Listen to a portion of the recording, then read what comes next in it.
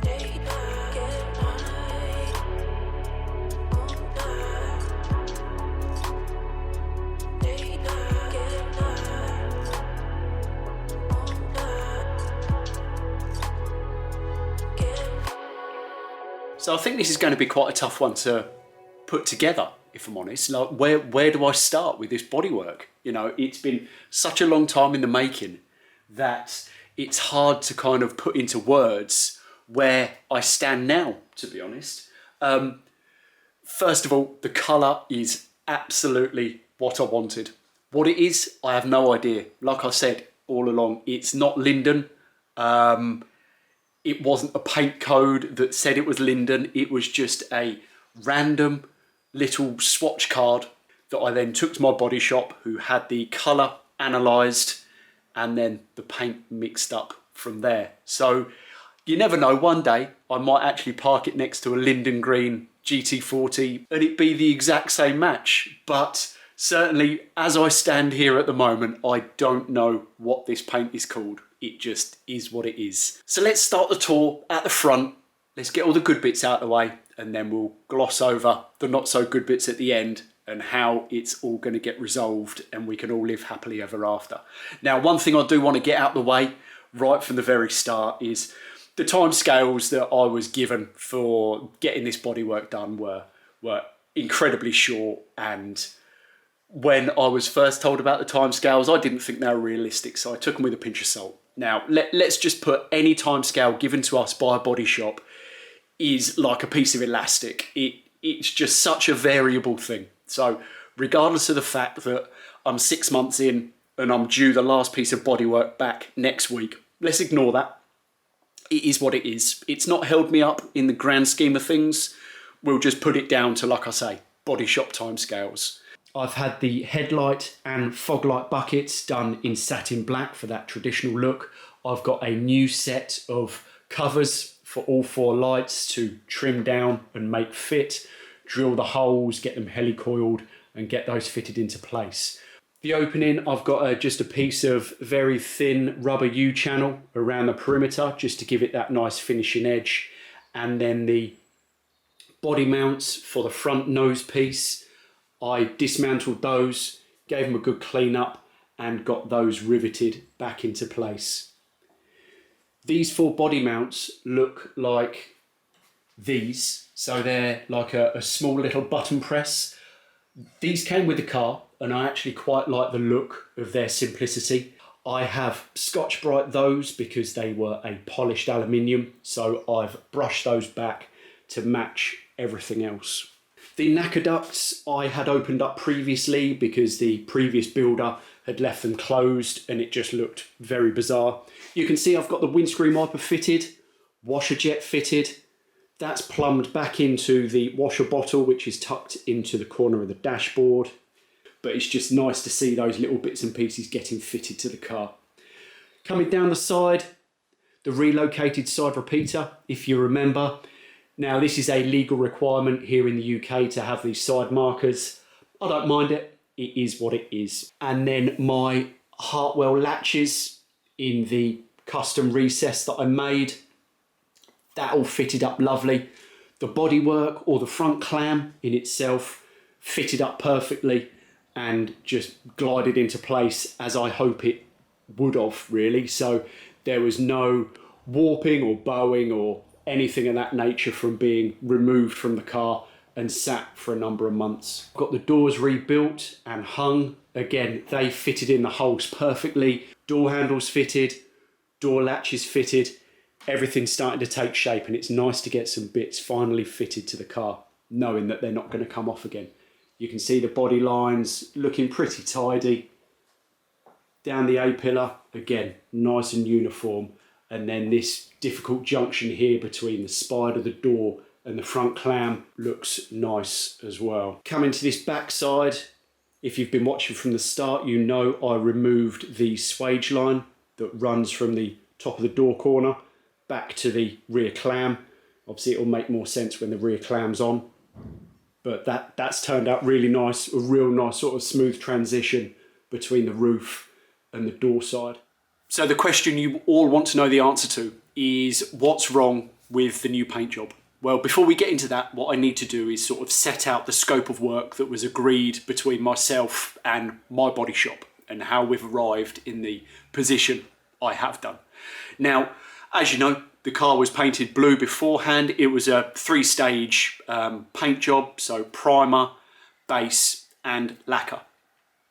Now, to my mind and the body shop's mind, the paintwork seemed sound. You know, the lacquer was hard, it sanded nicely to a fine dust. So we thought we had a good substrate to base our new paint job off of. Now, a long way into the colour change process, the body shop noticed that around quite a few of the tight corners and recesses and creases that are on this body, it looked like that the paint, the new paint, was lifting away. Now obviously the body shop phoned me up. I went down and had a look, and they had dug out a portion of blister. Below there, it turned out that the blue paint, so below the lacquer, was like a gummy sort of tacky feel to it still. I'm only going on what I've been told. You know, I am no paint expert in any way, shape or form. I know very little about any and all paint processes. So basically what I've been led to believe is the fact that the solvents from the new paint has reacted with the poor adhesion within the old paint and caused everything to lift away. I say everything, caused areas to lift away. So a lot of those have been remediated already. They were caught, so all within the fog light buckets, all of that started peeling away. So all of that was taken back to the bare gel coat, prepped properly, worked through again to the satin black in the instances of the fog light buckets. There were a few other areas on the front clam that reared their ugly head late in the day. So again, those were dug out, the piece prepped properly, reprimed, everything shot over with green again, lacquered, cut, polished, you know. So it was a massive setback, both time and financially, I'm afraid to say. Now, the reason I haven't got the rear clam back is because the body shop have completely stripped that down to the gel coat. Every single last piece of blue has been sanded off. That is the one piece of bodywork that I will have confidence in because it's been taken down to the virgin gel, so we know exactly where we stand with it. There are some areas on the car that do need addressing, whether it's done immediately after the car comes back on the road or whether I wait till winter. It really does all depend. I'll just see how things pan out. There is a piece of blistering paint along the front of the spider scuttle area. So that entire portion of bodywork is going to be taken back to the gel again, prepped properly, primed, etc., etc., and the whole spider then re-lacquered. There are also more blisters around the headlight cover recesses where the headlight covers actually sit. So yeah, those all have to be dug out and made good, which is a real pain in the backside. So I think that pretty much wraps up where I am with this bodywork. It has been a proper emotional roller coaster, and I'm looking forwards to getting towards the end of this saga because I've not enjoyed it at all. So depending what I do, if it goes to the body shop straight away after it's back on the road, then great.